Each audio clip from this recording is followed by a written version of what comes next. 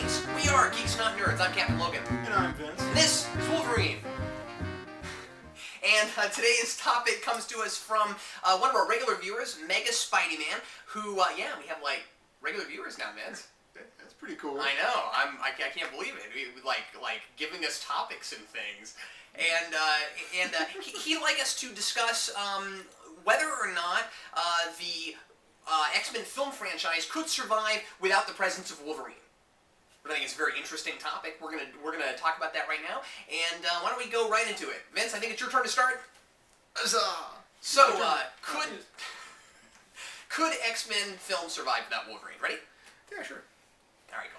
I would say that most franchises can survive for at least 2 movies if they get bad. I mean, look at Batman 3 and 4, Superman 3 and 4, the Punisher franchise, the Punisher franchise in general. And we've already had one bad X-Men movie. I think we can get at least 1 more, maybe 2 more out of it. I also think that even if it does die, it might not be because Wolverine's not in it. We've already had the bad Wolverine or bad X-Men movie, so why not? I mean, why would people want to go see another bad X-Men movie? It's going to be in their minds. Even if it's good, it still may flop. So, and as we all know, it's about making money. Plain and simple. But I think it could survive based on new faces. People love new faces. They found out Angel and Beast and all these other new characters were going to be shoved into the X3 movie, and they got excited. So if they put, even if they jam some characters like Gambit into X4. Oh, that's it. I didn't get to do all my points. Well, you got most of it in.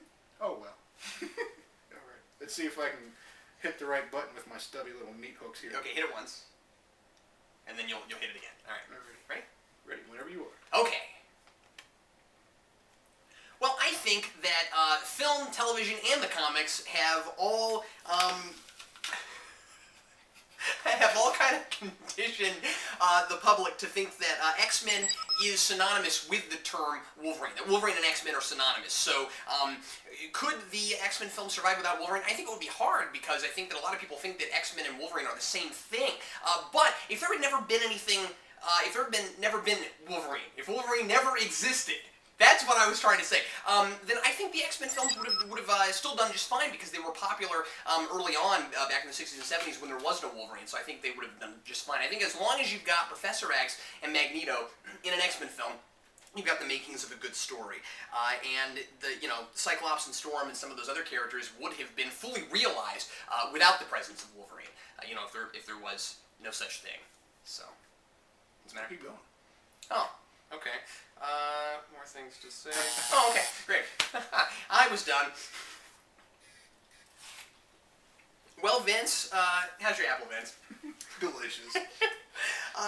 Okay, putting 3 minutes on the clock for us to debate this a little bit. Not sure we have a whole lot to debate. Not really. I think we're both in agreement. Well, I think Wolverine probably doesn't agree with this.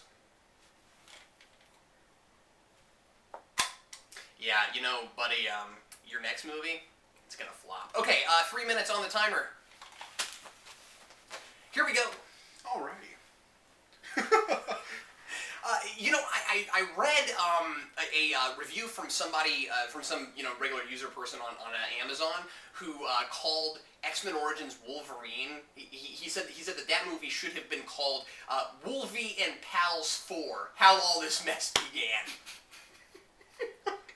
I like it. Which is hilarious. I didn't much care for it anyway. But I liked it better than a lot of people did. I like certain things about it. Blob, I thought Blob was great. Yeah, well, but therein lies the problem, right? Where we couldn't get a good Wolverine film without some X-Men characters in it. Like, imagine, think about how much most people hated it, critics and fans alike, and then think, what would it have been like without some of those other characters? Like, would there have been anything there at all? And so I think therein lies the big problem, because the other 3 X-Men films, they were all about Wolverine also. Why do we need an origin film for Wolverine? He's the guy we've been paying attention to this entire time. But if you look at X-Men Origins, Wolverine specifically, sorry. Because there's all those other ones. Well, Magneto's coming. Magneto may not be coming. We don't know yet. I know. That's disappointing. I know. And even if it doesn't, Ian McClellan's not going to be in it. But look at the way they treat that. They jam all these X-Men characters into it. Mm-hmm. So maybe X4 could, or not X4. I'm going to call it X4. Whatever. X-Men First Class. Yeah, what we're talking about actually is X-Men First Class, which will be another prequel. See, I don't think we're ever going to get another X-Men movie, by the way, that goes into the future. I think from now on, it's all going to be prequel material. That's really strange to me, but I think it could survive, given that they do what they did with every X-Men movie that's come out and just jam as many characters as they can into it. I mean, I think that's probably for the best. You think you can just? I mean, despite the fact that, like I said, and I think maybe you would agree with me that people are kind of conditioned to think Wolverine and X-Men they're synonymous. But you think maybe you can distract people away from Wolverine by having some other characters? Is that what you're saying? Yeah, and just from what they did with Wolverine, I mean, if they have that many characters in it that's not Wolverine, that aren't necessary to having Wolverine, they're going to take that approach to every other X-Men movie that comes out. Yeah, I'm looking forward to seeing what one's going to look like without him, and not just like Deadpool, but like but First Class being a film. It's going to be weird to find out which characters will comprise First Class, considering which ones they can't use that they should be able to. Because if you don't know, of course, that's supposed to be the first X-Men before the ones we get in the current movie franchise. Well, they can't use Iceman. Yeah. They can't use Angel. They can't really use Beast. They could use Beast. In fact, I think they probably will. He'll be played by a different actor, but no, I think they would, because if you'll recall in X3, there's a whole lot of talk about how he used to be part of the team. Oh. He was in the mansion, and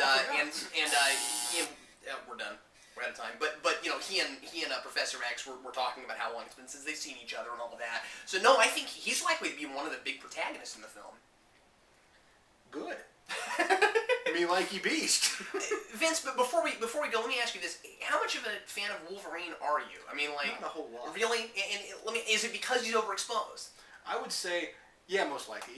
Wolverine is like the Johnny Depp of the Marvel Universe. They jam him into everything as if he's gonna be fantastic, and that's not always the case. And it's unfortunate, but it's true. I mean, look at this. Right here. This guy's all big and puffy, with shoulders that are about 2 feet across, if this was an actual person. Mm-hmm.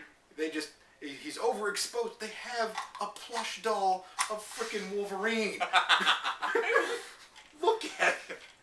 And of course, because of that, you end up with a bunch of characters who get completely shafted all the time. Not just in the films, but everywhere. But I mean, yeah. Especially Cyclops was barely in any of the films, and that was another thing. I always wanted Cyclops to be a bigger part. Yeah. Because he can be such a strong, cool character. And he's supposed to be the leader. And he's hardly in them. And I think there are a number of reasons for that, both in 2 and 3, and most of it was actor problems. Because especially X3, the reason they kill him off early on in that film, I don't know if you know this, is because that actor is in Superman Returns. So it's actually Bryan Singer's fault. Even though he wasn't directing the film. It's actually Bryan Singer's fault. You see, Bryan Singer ruined 2 movies that year. How good is that? And he wasn't even directing. He wasn't even involved in one of them. That takes talent. Anyway, thanks a lot for watching us, folks. We are Geeks Not Nerds. Take a look at... Starting over. Take a look at our blog on geekevolution.com. Also take a look at our podcast, and we'll see you next week. I'm Captain Logan. And I'm Vince. And this is Wolverine. Bye. And this is an apple. And these are our cookies.